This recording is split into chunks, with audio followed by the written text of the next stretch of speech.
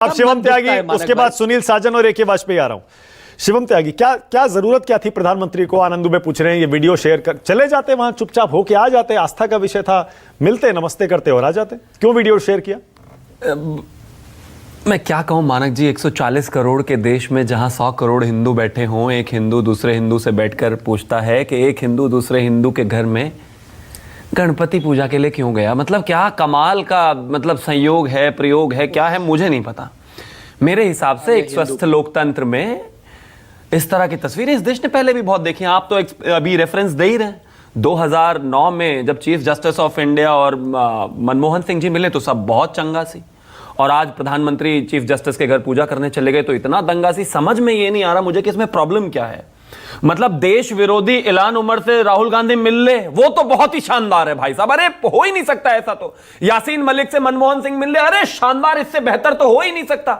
लेकिन एक देश के दो नागरिक, एक ही धर्म के मानने वाले, जो दोनों कॉन्स्टिट्यूशनल पोजीशन लेकर मतलब चीजों को लेकर आगे जा रहे हैं, वो अगर मिल ले तो हंगामा क्यों?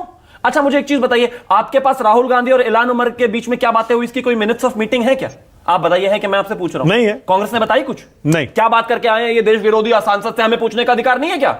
उस तक पर तुम जवाब देने को तैयार नहीं है ये लोग, लेकिन हमें आके ये पूछते हैं कि चीफ जस्टिस ऑफ इंडिया और प्रधानमंत्री क्यों मिल लिए। अरे जिस बात पर जवाब देना चाहिए उस पर जवाब दो। पर शिवम, इल्हान उमर के साथ जो मीटिंग थी उसमें तो और भी बहुत सारे लोग थे ना, 1-to-1 मीटिंग नहीं थी ना, यूएस के और भी सांसद। मतलब आप क्या कहना चाहते हैं? और जो आतंकवादियों के साथ आप बैठकों की बात कर रहे हैं, अडवाणी जी भी मिले थे अलगाबाद। तो मैं सिर्फ यही कहना चाह रहा हूं कि हम तो इस बात को हंगामा नहीं कर रहे, आप क्यों कर रहे हैं? मैं तो सिर्फ एक चीज कहना चाहता हूं, बहुत सीधा है। 1-to-1 का अर्थ क्या है?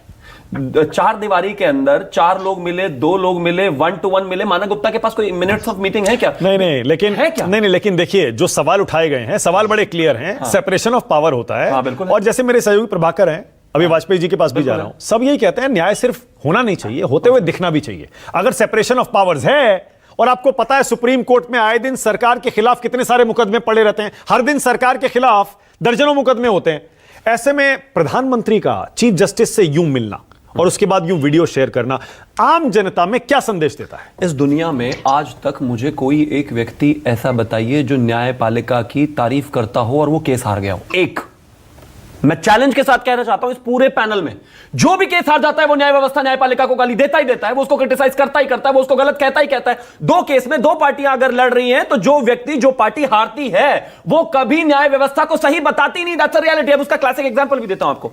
आनंद दुबे की पार्टी को लेकर जब इस देश में सुप्रीम कोर्ट बेंच ने ये टिप्पणी की, उन्होंने खुद कहा कि अगर उद्धव ठाकरे जी ने इस्तीफा नहीं दिया होता तो स्थिति कुछ और होती। तब तो ये खुश है, तब वो वहां पर 2-3 तारीख लग गई तो अब कह रहे तारीख पे तारीख, तारीख पे तारीख, तारीख पे तारीख। मतलब एक ही पार्टी, एक ही व्यक्ति, एक ही विषय में 2 अलग अलग सिचुएशन में खुश और नाराज सुप्रीम कोर्ट से दोनों है। अच्छा, मैं आपको दोबारा ये सवाल पूछता हूं, आपने मेरे सवाल का जवाब नहीं दिया, मैं दोबारा पूछता हूं। पूछिए। जब सुप्रीम कोर्ट के जज, वो अलग बात है कि रंजन गोगोई उन 4 जजों की प्रेस कॉन्फ्रेंस में शामिल थे जो पब्लिकली हुई थी, उसके बाद राज्यसभा चले गए, वो अलग बात है। लेकिन जब जज राज्यसभा जा सकते हैं, बंगाल में सिटिंग जज आपके टिकट पर चुनाव लड़ सकते हैं, उसके बाद इस तरह की तस्वीरें, जो लोग इनको जोड़कर देखेंगे उनके लिए क्या कहेंगे आप? मैं तो सबसे नया हूं इस पैनल में और कम उम्र का भी हूं। मुझे लगता है कि मुझे तो हो सकता है कि शायद ना याद रहता या मैं ना पढ़ता तो मुझे तो पता ही ना चलता।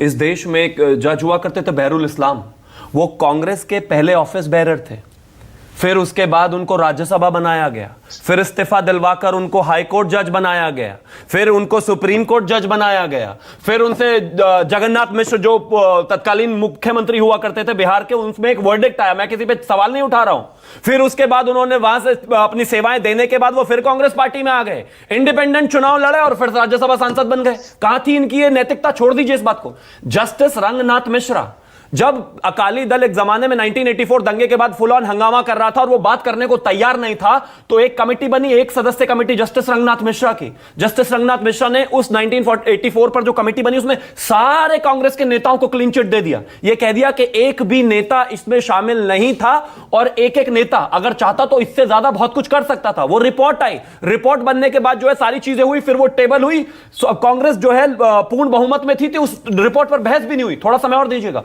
और फिर उसके बाद होता है हमारा न्याय आयोग का गठन, उसका अध्यक्ष उनको बनाया जाता है और फिर उसके बाद राज्यसभा से चुनकर लाया जाता है। इस देश में जजेस के साथ ये पहली बार है कि भाई, और यहां तो कोई राज्यसभा का विषय नहीं है, यहां विषय बहुत साफ है कि 2 व्यक्ति एक त्योहार पर एक जगह मिलकर पूजा कर रहे हैं। आनंद दुबे कुछ नहीं कहते, पंकज शर्मा कुछ नहीं कहते। अगर वहां रोजा इफ्तारी होती, मैं बड़े कॉन्फिडेंस के साथ कह रहा हूं, और अगर अभी भी नहीं कह रहे, देखिए दो लोग, अब एक चीज बताइए, एक पार्टी में मैं और मानक जी, मैं और आप हैं, दोनों संवैधानिक दायरे में अलग अलग महत्वता रखते हैं और साथ में हैं। आपको लगता है कि अगर हमें अलग से बात नहीं करनी होगी तो हम नहीं कर पाएंगे? अच्छा, ये इंटरेस्टिंग है। ये कुछ दुख है क्या? चार लोगों के बीच में बात हो नहीं सकती, 1-to-1 मीटिंग थी तो जरूर मैं समझ गया, क्या बातें करते हो भाई? और मैं भी ये मानता हूं। एक सेकंड आ रहा हूं जरा, आनंद दुबे एक सेकंड रुकिएगा। सुनील